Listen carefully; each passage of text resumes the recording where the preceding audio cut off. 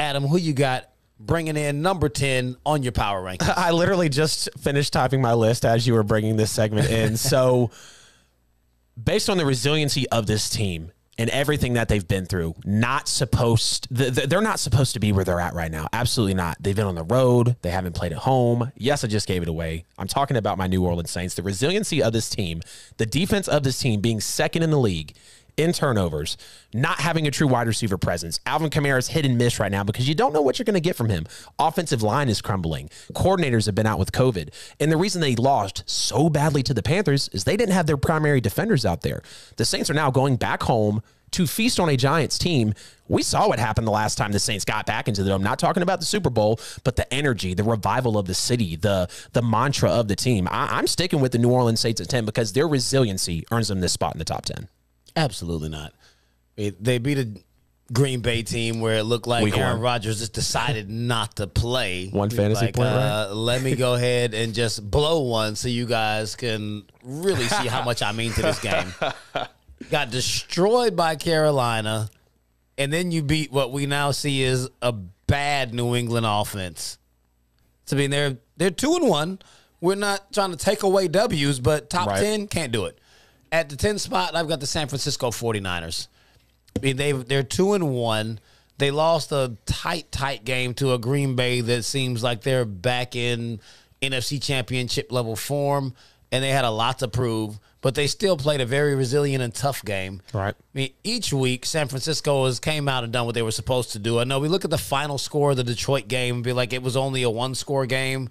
Detroit scored those points in the last minute and a half of the game.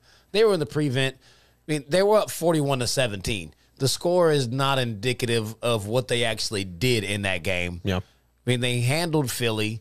They did shut that offense down. I mean, we did just watch what Dallas did to Philly last night, but San Francisco did it to them too as far as defensively. So, I think San Francisco's got a lot moving forward. At 2-1, they're still sitting in a great position. Defense is looking good. Jimmy's doing his thing. I'm giving them the 10 spot without a doubt.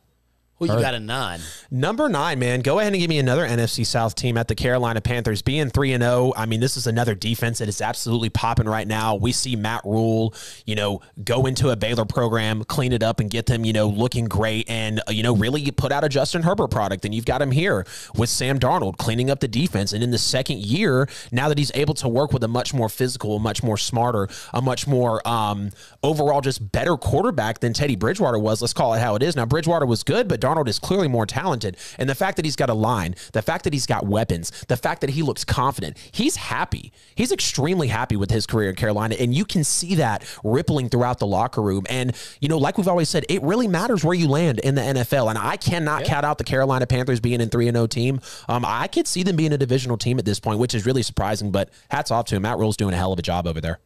Okay, yeah, I'm not mad at that. I do have Carolina a little bit higher than that, but at 9, give me Dallas. The Dallas Cowboys offense has been looking great week to week. I mean, they had a hard-fought battle against the Chargers.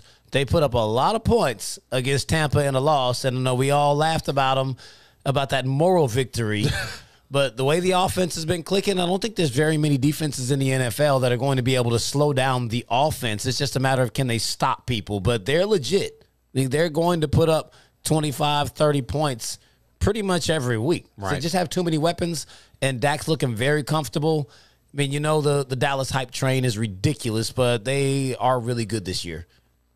Can't be mad at them. Yeah. Who you got at number 8? Number 8, man, give me the Cleveland Browns. And the defense for the Browns this year has been underachieving compared to what we really expected them to do coming in. And they had a great week 1, being able to push the Chiefs around. They really should have won that football game. Mahomes did his thing, worked his magic. But when you talk about, Baker still adjusting to being that guy in Cleveland, because we still have to accept the fact that he only played a good, 7, 8, 9 games last year. Like, Baker Mayfield still has to be out here. He still has to prove it. And Kevin Stefanski's still doing a hell of a job with this team. You do want them to get healthier, though. You do want them to be able to be a consistently healthy team so they can compete with the Bills, with the Chiefs, with these teams down the road, because going 11-5 last year, you've got big expectations this year, and we all know about that. So give me Cleveland at number 8.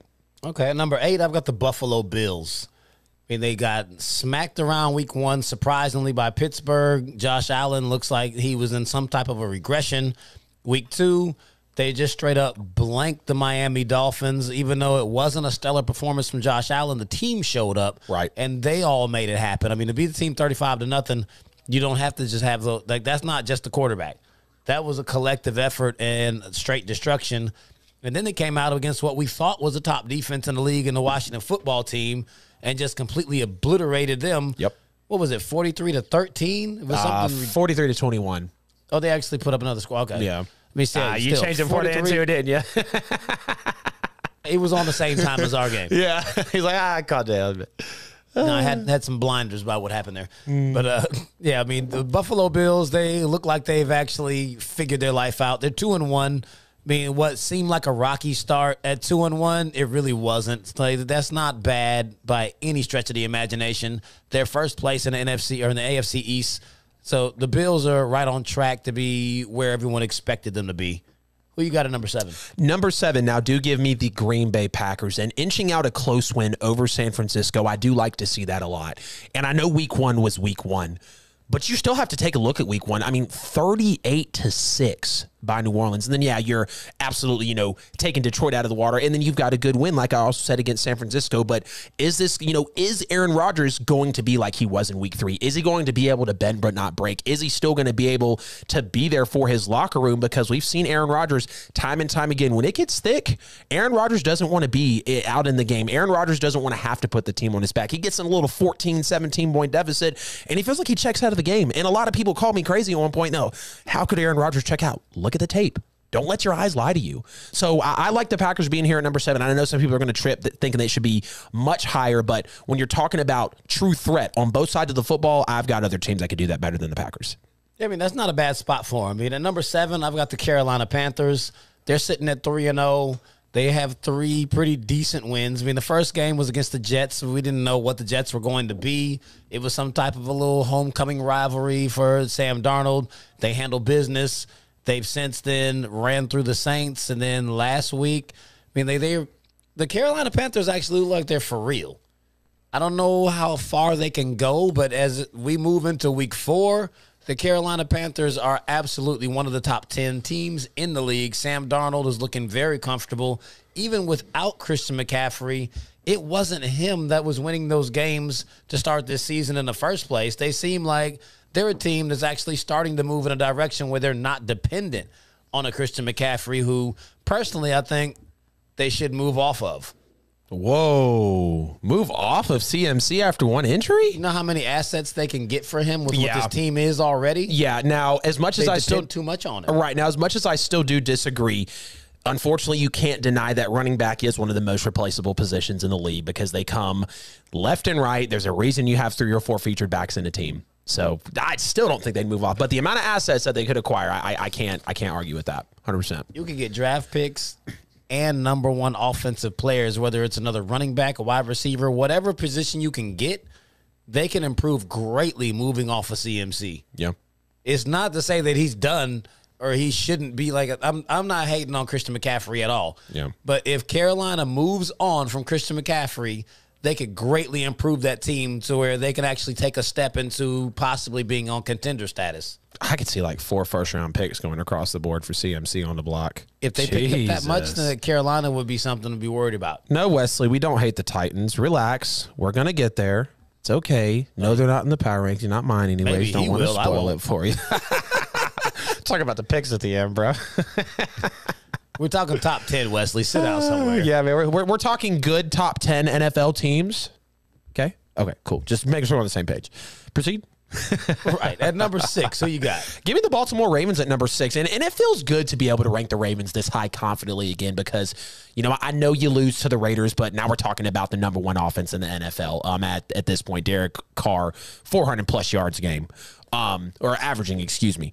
But, seeing that the defense is able to really come back together as a unit now. And Lamar has now, in 2 of his 3 games so far this year, showed us that he can take on a big moment. He can defy himself in those moments that he was extremely falling short in, because when you had him time and time again, even put up massive numbers, but they're not attributing to points and they're not truly building the culture and the championship caliber of this team. I feel that from the Ravens this year. And like I just said, Lamar's 4th and 19 throw, absolutely huge. Lamar, you want to go for this? Hell yeah. That is the type of stuff I'm talking about that really amps the team up. And I'm going to be looking for the Ravens later on this year. I was really excited about them year before last. Last year, they felt really underwhelming, but now I think they're truly understanding that. And they're having more confidence in Lamar, as well as Lamar being more confident in himself. So definitely give me Baltimore at number 6 here. Okay. I mean, I don't have Baltimore in my top 10. But at number 6, I'm going to give you the Green Bay Packers. Aaron Rodgers looks like he's really set in, and if he's going to actually start playing like that on the road, then we'll have to revisit the entire conversation of how far Green Bay can go. They've been historically a terrible road team since Aaron Rodgers has been there. That was one of his best road performances we've seen. There was a great late-game comeback, set him up for the field goal. It's been nothing but hats off that first game. Now it's looking way more like an anomaly than what we should be looking for out of Aaron Rodgers, because that was concerning. But after the Detroit game, we came back in the second half and just completely ran the score up. And now this performance against the 49ers, it looks like Green Bay is settled in, and we're getting what we expected out of Green Bay again. Yep. So who you got at 5? Number 5, I'm ready to piss you off, Fee. So I'm going to put the LA Chargers at number 5 here. And when you look at the schedule, when you look at the schedule that they've had, being able to eke out a win against, at the time, and I still think Washington's a good defense. They're cracking a little bit, but coming into week 1, they looked like a great defense, especially ending from the last year. They had pickups, and you see how they're able to eke out the win over the football team. Now, you do lose a close one. What's your face for? You look very confused here. Is it because the Chargers are at 5? Are you trying to let me process that to you? It's both. The football team only beat the Giants. They're not that good. I'm talking about with week 1 and stemming from the defense, the defensive presence they had last year. Like I said, I also said they are breaking this year, so they're not the football team they used to be. But coming into week 1, they were a defense to be feared in this season. And I know you lose to the Cowboys in week 2, try to claw back into that game. And we just jumped off the Chiefs. Yeah, and then there you go. Now we're on the Chiefs. Now that they've beat the Chiefs, now Herbert's having a big game. This team is coming together. I told you that this defense was going to come together before the season started. I told you that Justin Herbert was going to be a top quarterback in this league, and he was flawless against the Chiefs. Are the Chiefs He's looked in your great top 10? this year. No, they're not. Chiefs are not in my top 10. So nobody the Chiefs are just outside of in it. your top 10. They're still playing good teams. They're still playing effective teams that are challenging them, and they're winning those games.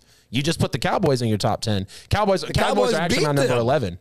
You're right. They beat him close. And I put them at 9. And they clawed back after the Cowboys going up 14-0 like we discussed last week. Correct. But the Cowboys also really stunk that game up after the fourth quarter.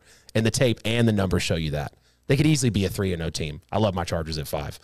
There you go, Mike, on the mic. I thought you were a Saints fan. I am. My Chargers. Get out of here. They're my Chargers when I'm talking to you, buddy. At number 5, I've got the Cleveland Browns. The Browns are looking very good this season. Their one loss coming to who we thought was going to be the juggernaut Kansas City Chiefs in a very close battle. They just completely annihilated the Chicago Bears in Justin Fields' debut. We're going to talk about that game later. But my God, I mean, they came out with just a ridiculous 9-sack performance.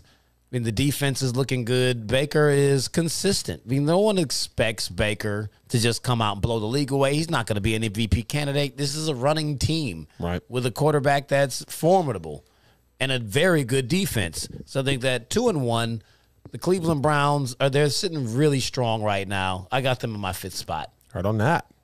Who you got at 4? Number 4 will be the Las Vegas Raiders, and this team is absolutely lighting the league up right now. Number 1 offense in the NFL. Yes, they are 3-0, and when you talk about Derek Carr really taking that step for his team and really bringing that locker room around him, because we saw the 9-0 season, and we also saw how the Raiders were really streaking, and then once he broke the leg, he's never been the same player again. And, you know, we've seen little spurts of this from Derek Carr from time to time, but when we're talking about a string of games, I feel like this is something new that Carr is bringing to the table. You're now trying trying to, inch him into this MVP conversation, and you're looking at this multiple backfield that he's working with, and you're trying to incorporate a Henry Ruggs and trying to make your line better, but the defense is still doing their damnedest to lose these games. And I know that the offense is going to slow down eventually because you still have Gruden running it, who isn't a bad coach, but I'm not an advocate for the guy, as we talked about before, but I do have the Raiders here at number 4 on my list. Right, at number 4, I've got the Arizona Cardinals. I mean, they're very surprising to me. I didn't really have faith in them. Kyler Murray is playing an outstanding season to start off with. I mean, they've got big wins. I mean, they beat Tennessee. They beat a surprisingly strong Minnesota team. And, I mean, last week was a slight hiccup against Jacksonville, but they still handled business. It's not like they lost the game. Right. They just weren't as impressive as what we thought they should have been. But at the end of the day, what you're supposed to do is not lose to teams that you're supposed to beat. And they didn't do that. So, I mean, I think the Arizona Cardinals moving forward, they're a very dangerous offense. The way Kyler is playing with all the weapons that he's got, if the defense can continue to at least make strides, I think the Cardinals are actually going to be a problem. They haven't played anybody, man. I can't put them in my top 10. I mean, Tennessee is decent. But Tennessee's like simpletons now. Tennessee's They're decent, not gonna be and Minnesota is decent. Minnesota's going to win like 7 games this year. But they actually beat those teams as opposed to the team that you got at 5 that you're getting credit for them losing. But who you got at 3? Number 3, man, the Buffalo Bills. They finally found themselves, and the reason I was able to put them this high is because when you go and drop a 40-plus bomb on a Washington team, and Josh Allen finally gets back to his old self because he was looking rough. This dude was averaging like barely over 200 yards, 55% completion through the first 2 weeks of the year, and the offense was horrible. Believe it or not, walking in to this game, they were the second worst rated offense yards per game next to the Jaguars. That's how bad the Bills offense was struggling. Now, yes, it was only through 2 weeks. When we talk about a Diggs, a Sanders, a Beasley, you're trying to bring in, you're trying to build Knox as a tight end. You've got some running backs back there, and that's what they wanted to pick up with this team. But the Bills, they're going to click back to what they were. They're still this high-flying offense, and their defense is finally coming around. They're trying to establish the pass rush, and I really expect Josh Allen, McDermott, Daboll to stay on this high clicking trend that they just showed us for Washington, and 35-0 against the Dolphins. Yeah, 2 went down, but nothing. No points for the Dolphins. That's huge from the Bills, so definitely give them to me at number 3. At number 3, I've got the Tampa Bay Buccaneers. I mean, they're sitting at 2-1. They lost this battle to the Rams just this past weekend. They won a shootout against the Dallas Cowboys, who we now learned that they're actually a really good football team this season, well, definitely on offense. And then they basically just ran through the Falcons. It was a strange football game, but what we are seeing out of Tampa, it's extremely difficult to stop them. I mean, they're averaging well over 30 points per game. Brady is like he's putting up numbers better than what he's done at any other point in his career at this moment. I mean, he's right behind Derek Carr in passing yards at this point, isn't he? Who's that? I'm sorry? Brady. Oh, yeah. Yeah, Brady's first in the league in touchdowns, and I want to say 2 or 3 in yards. Brady's absolutely lining up this year. Like, he has to be at least second, if not third, in passing yards. He's got to be right behind Derek Carr. But, I mean, these boys, like, they've been looking good. I mean, they were coming off the Super Bowl. They had some additions. I mean, JPP is out right now, but I don't really think that that's any cause for concern. I mean, Antonio Brown was out of that game as well because he caught COVID. I think they won't really have any hiccups moving forward. Their remaining schedule is so paper cottonelle soft. I mean, they might not lose any more games. There's no one else that they play this season that is actually going to give them anywhere near as much of a challenge as the Rams did. Yeah. I mean, they could very well easily go 16-1 after this Week 3 loss. They got that Scott's Downey lifestyle schedule afterwards. I'm telling you, Brady's throwing for 5,000 yards and 50 touchdowns this year. He'll be the 3rd ever to do it, and it'll just continue to add to his legacy. Yeah, and at 16-1, he'll get another MVP. Ridiculous. Go win another Super Bowl. That still have them repeating. So who you got at number 2? Now, number 2, I will put the Bucs, and that obviously leaves the case for number 1. But the Buccaneers, we've talked about them time and time again. They're fine. They were missing some key players.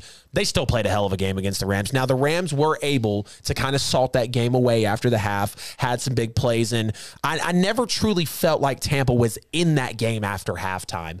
And, you know, Brady's looking great. They're trying to establish a run game. Matter of fact, they're trying to establish some sort of run game, a run game in general, because they have no presence. And, you know, Brady, yes, we know he's 44, and we know he is very gifted, and we know that he's extremely intelligent, but he's not going to be a guy to carry your team. Like, him throwing over 50 times was a shock to me. Now, we know Brady can do it, but I'm sure he wasn't happy about that as well, especially when you throw for over 400, like I mentioned, no picks. It's your first loss playing that well against that defense, against that secondary.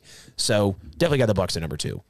Okay, at number 2, I've got the Las Vegas Raiders. I mean, surprisingly enough, I wasn't sold on them. I didn't think that they were actually this good because I didn't really have that kind of faith in Derek Carr.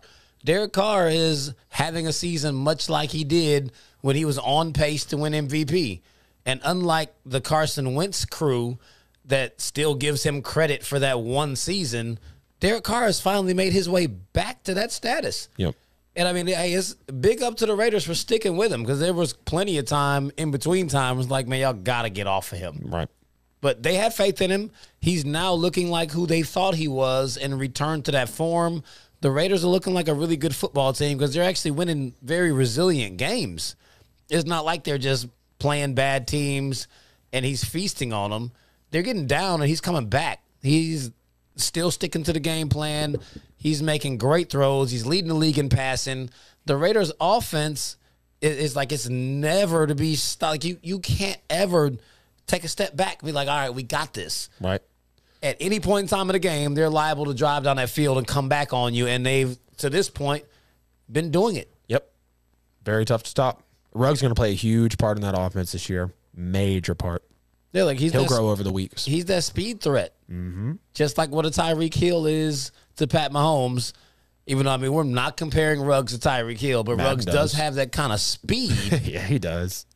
So just the speed alone means he's getting attention. Yep. And leaving other people open. Yep. That's all you need. He commands it 100%. You ain't got to throw it to him. Right. You just need to take people with it. Exactly. He just got to run in a certain way for you to get that pass across the field. So it looks 100%. like we have the same team at number 1. So let's hear it. Yeah, man. And, you know, I've said it the whole season. You know, I don't know what to think about Stafford, but and like I also just said earlier in the show, I'm not going to be like this.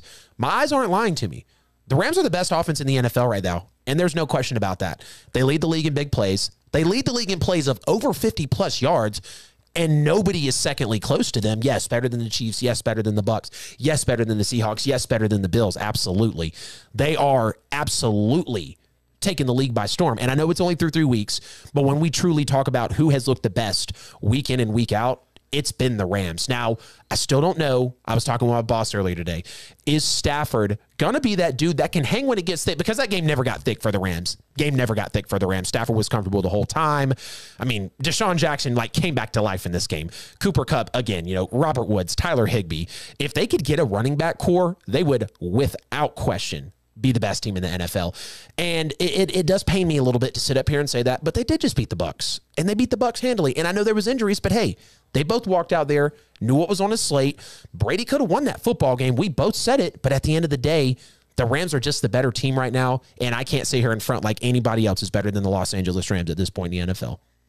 Oh, I mean, I can't disagree with it. I also have the Los Angeles Rams as the best team in the NFL through 3 weeks. I mean, they beat the Bucs, who we previously had given that status.